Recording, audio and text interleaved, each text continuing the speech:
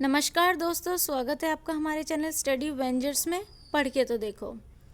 तो चलिए कंटिन्यू करते हैं अपनी पॉलिटी की सीरीज़। हम कर रहे थे क्वेश्चंस पॉलिटी से रिलेटेड और 10 मिनट की सीरीज़ है जिसमें हम 10 क्वेश्चंस करते हैं। ओके, सो चलिए स्टार्ट करते हैं आज के क्वेश्चंस। क्वेश्चन फर्स्ट है, the language and ideals of preamble. Preamble की जो लैंग्वेज है और आइडियल्स हैं जितने भी उसमें सोवरिन, सोशलिस्ट, सेक्युलर, ये सब क्या है, आइडियल्स हैं। ऑफ इंडिया इज इन्फ्लुएंस्ड, वो हमने कहाँ से बोरो किए हैं? यूएस से, फ्रांस से, ऑस्ट्रेलिया से। वो हमने बोरो करे हैं डी, आंसर है डी। यूएस से भी, फ्रांस से भी, ऑस्ट्रेलिया से भी। हमने हर कंट्री से कुछ कुछ चीज़ें बोरो करी हैं। जो आइडिया है प्रियम्बल का वो खुद हमने यूएस से लिया है, यूनाइटेड स्टेट्स ऑफ अमेरिका से। क्या लिया है कि हमारी कंट्री का एक प्रियम्बल होगा, ये हमने कहाँ से लिया है? अमेरिका से। अमेरिकन कॉन्स्टिट्यूशन पहला था जिसने प्रियम्बल अपना बनाया, ठीक है। लैंग्वेज हमने कहाँ से ली प्रियम्बल की? वो हमने ली ऑस्ट्रेलिया से, लैंग्वेज ऑस्ट्रेलिया से। एट द सेम टाइम्स जो आइडियल्स थे, लिबर्टी, इक्वालिटी एंड फ्रेटर्निटी, हमने फ्रेंच रिवॉल्यूशन, फ्रांस के कॉन्स्टिट्यूशन से लिया है। Okay, so answer is D. Next question, which of the following purpose Rajamannar committee was constituted. Rajamannar committee किसके लिए कॉन्स्टिट्यूट की गई थी? इंडस्ट्रियल लाइसेंसिंग के लिए, डायरेक्ट टैक्सेस के लिए, सेंट्रल स्टेट रिलेशंस के लिए, या इनडायरेक्ट टैक्सेस के लिए? Answer is C. Quiz number first में हमने एक कमेटी और करी थी जो सेंट्रल स्टेट रिलेशन के लिए थी। If you remember then write down in the comment section. अगर आपने वो सीरीज़ नहीं देखी है तो मैं लिंक मेंशन कर दूंगी नीचे। Please do watch that quiz also. So कौन सी कमेटी थी ये? Rajamannar committee centre state relation के लिए थी। Found by DMK government of Tamil Nadu ये बनाई थी 1969 में, जिसके चेयरमैन थे डॉक्टर वीपी राजमन्नर, इसलिए इस कमेटी का नाम राजमन्नर कमेटी था। Next question is, who decide the reasonable of the restriction placed on fundamental rights. जो भी फंडामेंटल राइट्स पे रेस्ट्रिक्शंस लगाई जाती हैं, रीजनेबल होनी चाहिए वो रेस्ट्रिक्शंस। तो जो रीजनेबल रेस्ट्रिक्शंस लगाई जाती हैं वो कौन डिसाइड करता है? आंसर इज नहीं, पार्लियामेंट डिसाइड नहीं करता। Answer is B, courts. तो फंडामेंटल राइट्स को कौन गारंटी करता है? कॉन्स्टिट्यूशन, ठीक है, अंडर आर्टिकल 32 के अंदर। बट जो हमारी फंडामेंटल राइट्स हैं वो एब्सोल्यूट नहीं है और सर्टेन रेस्ट्रिक्शंस लगा सकते हैं हम गवर्नमेंट उस पर। मतलब एब्सोल्यूट नहीं है, मतलब ये नहीं है कि हमारी फंडामेंटल राइट्स हमसे कोई छीन ही नहीं सकता। हमारी फंडामेंटल राइट्स छीन सकती हैं और रेस्ट्रिक्शंस लगाई जा सकती हैं उन पे। However these restrictions must be reasonable. लेकिन वो जो रेस्ट्रिक्शंस लगाई हैं वो रीजनेबल होनी चाहिए, आर्बिट्रेरी नहीं होनी चाहिए। ऐसा नहीं है कि अपनी मर्जी से कुछ भी लगा दिया, वो रीजनेबल होने चाहिए। और कौन चेक करेगा कि वो रीजनेबल है या नहीं है? वो चेक करती है कोर्ट, ठीक है। सो इसलिए answer is B, courts. Next question, which of the following is your qualification as a governor of state. Governor of state की क्या क्या क्वालिफिकेशन है? वो इंडिया के सिटीजन होने चाहिए। He should not be A resident of state, जिसके वो गवर्नर हैं उस स्टेट के रेसिडेंट नहीं होने चाहिए।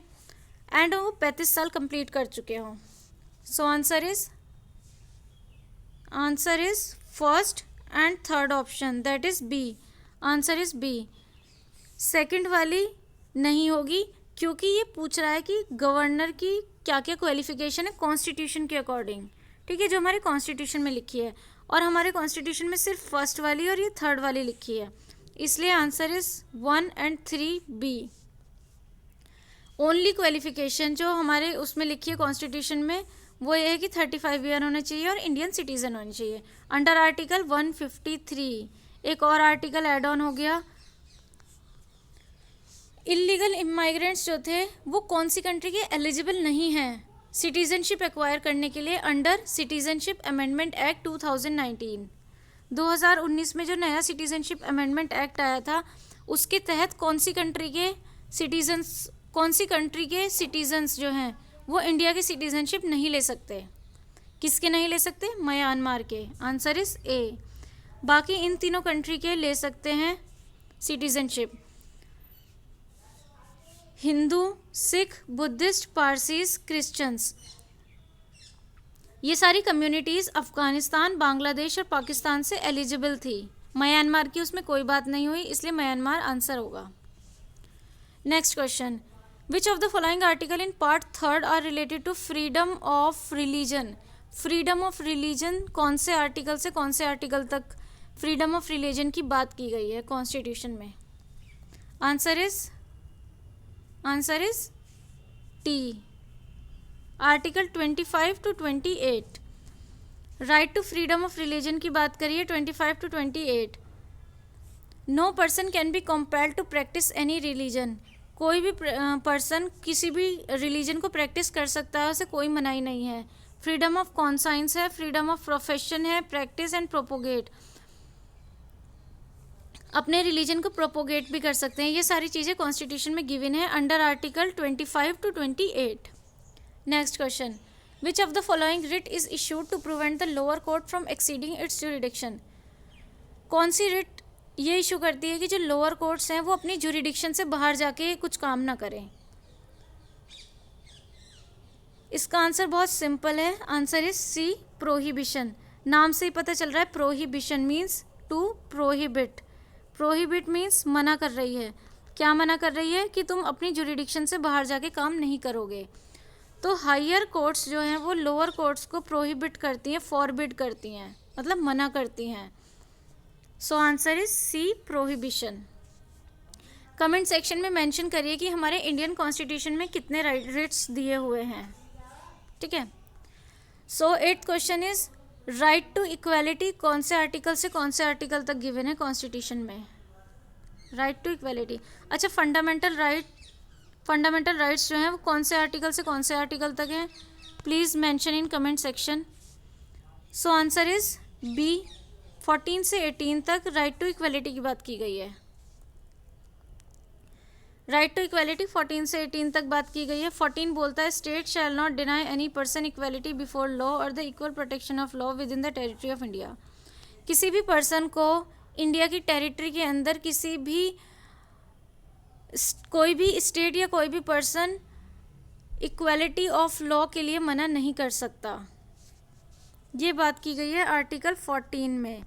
बाकी के जितने भी राइट्स हैं वो हम नेक्स्ट चैप्टर्स में पढ़ेंगे, जो हम सीरीज़ कवर कर रहे हैं लूसेंट की, उसके under. So please watch this series also. Lucent की मैं नीचे लिंक मेंशन कर दूंगी। How many fundamental duties are there in the constitution of India में कितनी फंडामेंटल ड्यूटीज़ हैं अभी करंट में? आंसर इज सी, 11 ड्यूटीज़, ठीक है। ओरिजिनली 10 थी, अगर ओरिजिनली आता है तो 10 आएगा, बट अभी 11 फंडामेंटल ड्यूटीज़ हैं। और 11 वाली कब ऐड हुई थी? 2002 में 11th वाली ऐड हुई थी। 86 कॉन्स्टिट्यूशनल अमेंडमेंट एक्ट, जो ये बोलता है कि अपॉर्चुनिटीज़ होनी चाहिए एजुकेशन टू हिज और child between the age of 6 से 14 ईयर्स के बच्चों को राइट टू एजुकेशन वाला जो पार्ट था 2002 में ऐड हुआ था, सेम उसी के लिए फंडामेंटल ड्यूटी ऐड हुई थी under constitutional amendment act 86। So last question is of which countries model is the India's federal system is based. हमारी कंट्री का जो फेडरल सिस्टम है वो कौन सी कंट्री के मॉडल से हमने लिया है कि हमारी कंट्री में फेडरल सिस्टम होने चाहिए? ये मैंने लूसेंट की फर्स्ट क्लास में आपको एक्सप्लेन किया था कि हमारी कंट्री का फेडरल सिस्टम है। फेडरल फीचर्स हैं विद सम यूनिटरी फीचर्स, कुछ फीचर्स यूनिटरी भी हैं। सो आंसर इज कनाडा, सी। कहाँ से लिया है हमने? कनाडा से लिया है। Federal system of India is based on Canadian model. Canadian model पे बेस्ड है इंडिया का फेडरल सिस्टम। गाइस ये वाले जो क्वेश्चन होते हैं कि कौन सी कंट्री से क्या बोरो किया है, प्रोसीजर एस्टेब्लिश्ड बाय लॉ कहाँ से लिया है, अमेरिका से क्या क्या चीज़ें अडॉप्ट करी हैं, बहुत ज़्यादा इंपॉर्टेंट है क्योंकि ये फ्रीक्वेंटली पूछा जाता है क्वेश्चंस।